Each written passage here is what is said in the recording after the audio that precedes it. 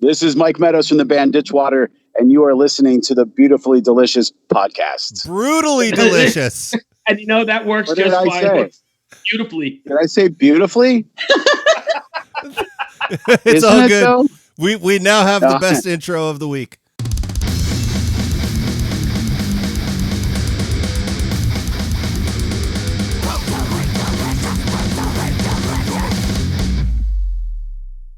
Hey, you're listening to the Brutally Delicious podcast, and I am Mr. Soda Can. Hey, I'm going to be a gentleman. I'm going to let the lady go first. Oh, cool. This is Rena from Silentium having the awesome pleasure of guest hosting. Guest hosting what? Guest hosting the Brutally Delicious podcast. Okay, cool. This is Chris, and know we're what- going to rock your fucking socks off. Okay. Jesus God. Here we go. Today we're going to be speaking right off the bat with Mike Meadows from Ditchwater. And I know, Chris, you did some research on these guys. Tell us a little bit about them. They're heavy as fuck. They have one song that I listen to. Shit, I can't remember the name of it now. But I just listened to their new video, The Pain. And it's kind of like a heavy metal ballad. There's a lot of screaming, but it's slow. And, you know, honestly, it's one of those songs you could hear at a country bar played with an acoustic guitar. So, but it's it's also quite heavy. Well, with that, we'll go ahead and grab Mike on the line and see what he's got to say. All right? Okay. Hang tight. There we go. Hey, Mike, how you doing? It's Bruce Moore. Sorry about the earlier. No, all good, man. I got my partners, Chris, on the line and the guest host, Rena. Chris fucked up all the timing, so I'm sorry about that. It's all my fault. No, it's all right. And we've got Rena with us too. Rena, say hello. Hi, Mike. How you doing? I'm fantastic. How are you? I'm all right, actually. Nice. Hey, Where you at? Who's got their fucking email notifications on? I'm sorry, that was me. And that was my calendar. It is actually telling us to start the other interview in 10 minutes. Usually I get blamed for that, so thank you for taking the heat here. Mike, where are you guys at, Mike? The band's in Chicago. Currently, I'm driving in Indiana, but we're a Chicago-based band. Why are you driving in Indiana? Because I live here, unfortunately. Okay. I'd rather live here than Illinois. So I have a question. Yeah. What is the highway like that you're on right now? Fucked. Is there like tons of potholes everywhere? No, this section's pretty smooth. There's just a ton of trucks dropping shit off the back, and I'm dodging it in my Hellcat. Nice. Sounds great. You're currently doing about 98 miles an hour with me. Ladies and gentlemen. Holy shit balls. Okay, so I'm Finnish. I don't know what the fuck that means. Why can't you just do the metric system, people? Because I'm not mathematically gifted. Neither do. And it's so much easier when it's just tens and hundreds and thousands and not like, well, this is 8.5 steps and like the weight of a chicken. And then you multiply these and, you know. Or you can do, instead of doing all that, you can just say that chicken's 3 pounds. Yes, Mike, I agree. Okay, anyways, let's get to the band.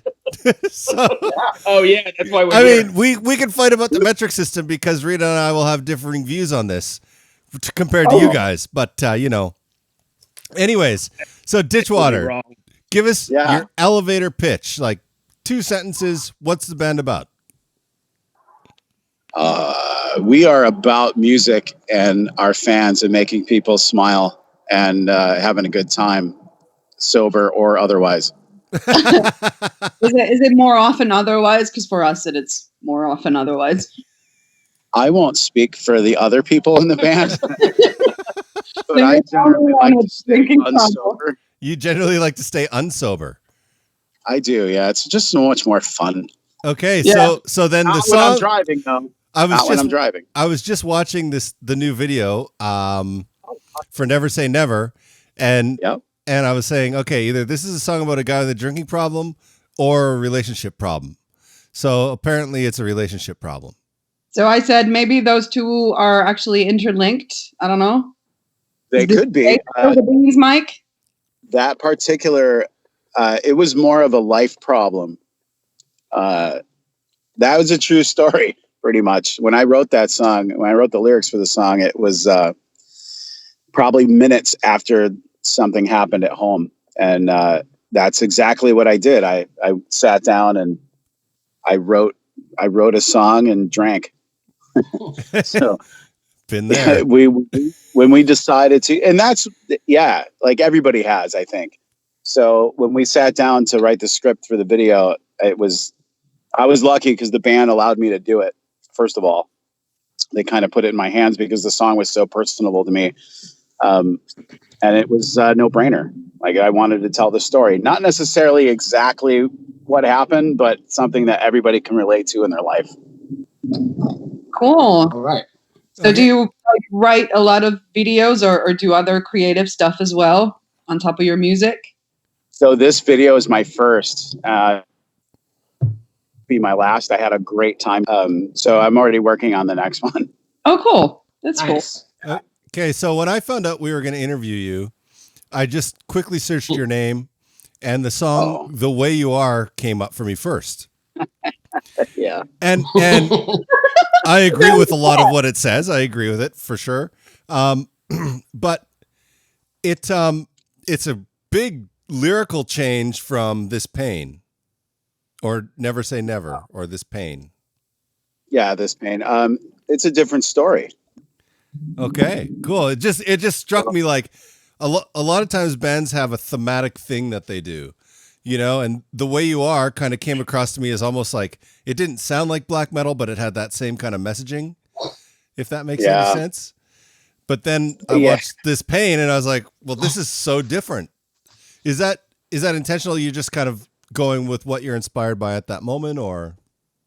Very much so. So both songs are real personal, actually, and that one, it's about a person that was in my life, and I probably had, I don't know, 4 or 5 times more verses than what we recorded. There was so much material, and then what ended up being what some people would call the melody of that song turned into this like New York style rap. I don't know what that was. It just came out. So we decided to go with it. It's a very different song for us, but lyrically, even now, I think I wrote that 1.5 years ago, 2 years ago. Every time we perform it, I'm still extremely upset and mad when I perform it. Wow. So, it just gets the blood pumping, and it was different, but that's what turned us on, to be honest with you. Yeah. That makes it more authentic, though, doesn't it? When you're feeling it and when you're in it. For me, it does. Yeah. Sometimes I don't write the lyrics, so I have to figure out a way to not necessarily sell it, but believe in it. So I'm passionate about it when I sing it. And when I write it from my perspective, it's so much easier. And that song just touches a nerve in me that I remember everything that happened, and I still want to rip his fucking head off. So, Right. Amen. Pun intended. Metaphorically. Yeah. What's the ratio of lyrical writing then? Who else writes the lyrics, and are most of them yours or somebody else's? Mark Anderson, the guitar player, he writes a lot, and I write a lot. And then we use what's best. It doesn't, we're not this band where okay, you get 5 songs and I'll get 5 songs. It doesn't usually work that way. And there's a lot of times I have stuff and Mark his stuff's better, or I connect with it better, or it meant a lot to him, and not everything I write is personal. A lot of it's just stories that someone tells me. We had a song called Broken Me it was just a story told to me by a fan, and I ran with it, but Cool. It's all about what's best for the song. It's amazing. Yeah. It's amazing where inspiration can come from. Anywhere. I just finished I'm watching. being inspired by this jerk off in a yellow Pontiac. Nice. If I could talk on the phone and write at the same time while I'm driving, we'd have a hit, I think. Since you're in Indiana, it probably has a bumper sticker that says, "If Jesus had a gun, he'd still be alive." He should have it. So American. It looks like a she. and Oh. it should have a bumper sticker that says, "I don't know how to fucking drive." That's sexist, Mike. Road rage. This is the first time we've had road rage on the Brutally Delicious podcast. Listen, I'm not getting out of the car. I'm going to No try one's and gonna calm you down with a familiar sound. Hold on. You suck. It's like midnight in Finland right now. She's already started drinking. Oh, It's 5:30 p.m. Totally. well, it's 9:30 here, and I'm headed to a cocktail. So Hey, all right. So, Mike, how has this pandemic and this current situation affected the band? Are you guys still able to get together in person, or are you just mostly emailing stuff back and forth? both. We email a lot, and Zoom and all that other crazy technology. But we still get together and rehearse. We're not as scared of no ghosts. we're in it together. So if one of us Right. gets it, we're all going to get it eventually anyway. So are you guys doing anything then to like interact differently with your fans because you can't really get out on the road? So are you doing any of those like Skype or Zoom shows or any kind of personal stuff like that? So we haven't done any live stream shows as of yet. For me, I've seen a bunch. I've seen some good ones, and I've seen some that are just like disastrous just because of the sound. Yeah.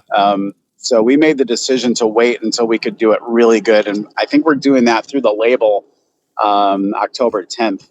So we're pretty excited. It'll be our first show in 7 months. What label are you guys with again? They were Pavement. We do a lot of stuff with Pavement. Great people. Really great. Great team there for sure. They seem to work their ass off for bands. Like we get calls from them all the time. Yeah, they do. Barbara is fantastic. Tim's fantastic. Like everybody's just been good to us, and it's really a load off our plate where we have already started writing new songs, and I think we're going to go and do an acoustic record, because we're bored and there's no end to this in sight. Yeah. Right. So you start thinking about, well, what are you going to do next? Absolutely. Go ahead.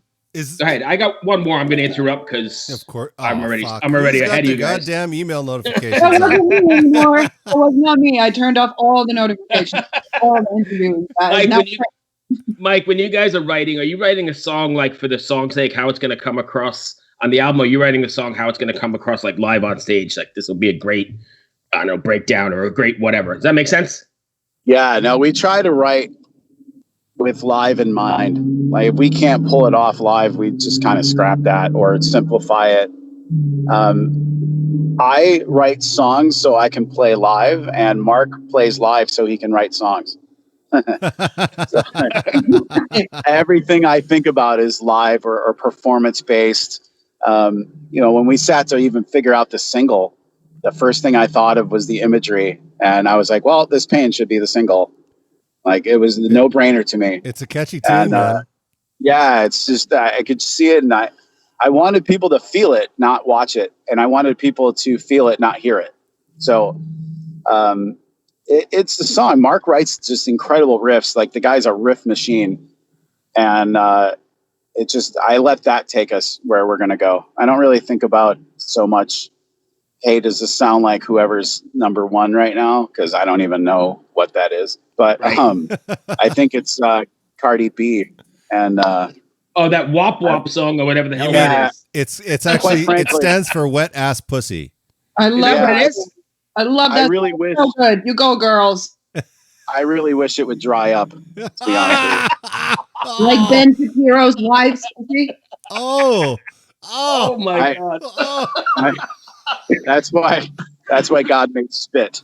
Oh